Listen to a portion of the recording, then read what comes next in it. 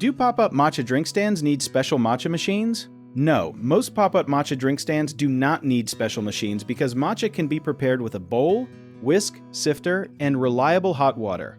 The main job is to break up the matcha powder and mix it evenly with water before adding milk, ice, or sweetener.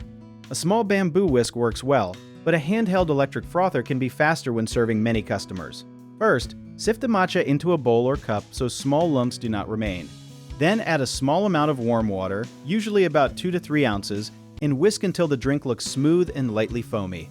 Very hot water can make matcha taste bitter, so aim for water that is hot but not boiling. A useful detail is that matcha does not dissolve completely like sugar. Tiny tea particles stay suspended in the water, which is why the drink should be mixed again if it sits. For a busy stand, prepare measured portions in advance. Keep water at a steady temperature and use a commercial blender or frother only if it improves speed without creating too much foam.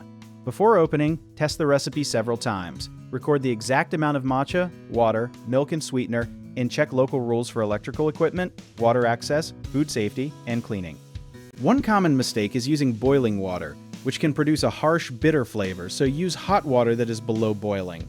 Another mistake is skipping the sifting step, causing clumps that customers may taste, so sift every portion or use pre-sifted matcha. Some owners also buy expensive equipment too early, even though their real problem is slow measuring or poor preparation.